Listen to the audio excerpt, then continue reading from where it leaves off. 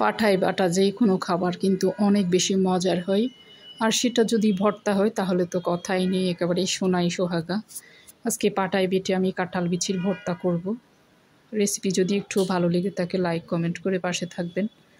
তাহলে চলুন দেখে নিই কীভাবে আজকে আমি কাঁঠালের বিচির ভর্তাটা করলাম। এই যে প্রথমে আমি কাঁঠাল বিচিগুলো ধুয়ে পরিষ্কার করে একটা পাত্রে নিয়ে নিয়েছি। আমি লবণ দিয়ে সিদ্ধ করব, আপনারা চাইলে এমনিতে সিদ্ধ করতে পারবেন লবণ ছাড়া।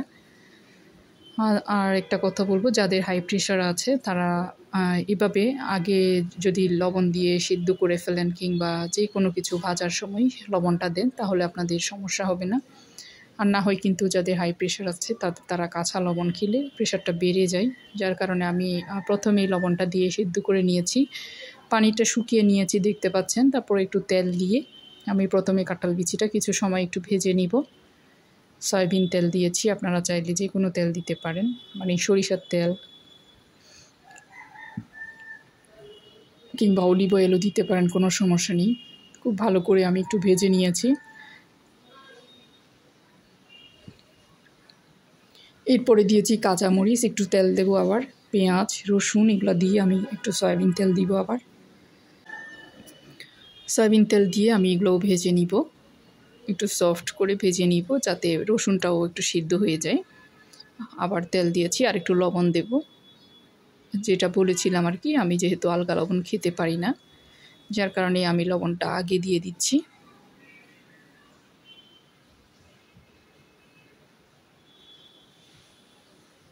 খুব ভালো করে একটু নেড়ে ছেড়ে ভেজে নিব সব কিছু।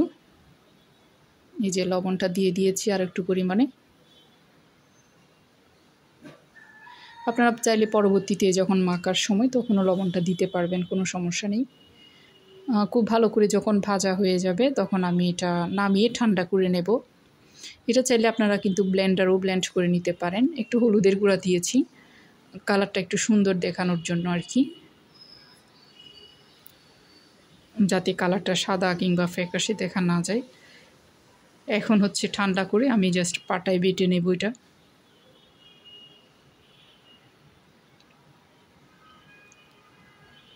আর এই বিচির ভর্তাটা কিন্তু একটু দানাদার হলেও কোনো সমস্যা নেই, মিহি হতে হবে এমন না, কারণ এই কাঁঠালের বিচির ভর্তাটা কিন্তু দানাদার, খেতেও মজা। খুব ভালো করে আমি এটা পিষে নিচ্ছি।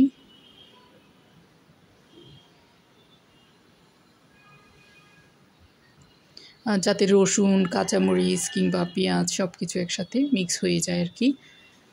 আপনারা পেঁয়াজটা কাঁচাও দিতে পারবেন, না বাছলেও সমস্যা নেই। পরবর্তীতে আপনারা চাইলে পেঁয়াজটা দিয়ে মেখেও নিতে পারবেন। আমার ভর্তা মোটামুটি রেডি হয়ে গিয়েছে। এই পর্যায়ে আপনারা একটু সরিষার তেল দিতে পারেন। আমার বাসায় সরিষার তেল ছিল না, আচারের মধ্যে ছিল, আমার প্রয়োজন মনে করিনি তাই দিইনি। আপনারা চাইলে সরিষার তেল দিয়েও মেখে খেতে পারেন। খুবই মজার একটা কাঁঠাল বিচির ভর্তা। আশা করি ভালো লেগেছে। আবারও বলে নিলাম, ভালো লাগলে একটা লাইক কমেন্ট করে পাশে থাকবেন, সাবস্ক্রাইব করবেন। ফেসবুক পেজ থেকে দেখে থাকলে আমার পেজটিকে ফলো দেবেন। আজ এতটুকু, আসসালামু আলাইকুম সবাইকে, আল্লাহ হাফেজ।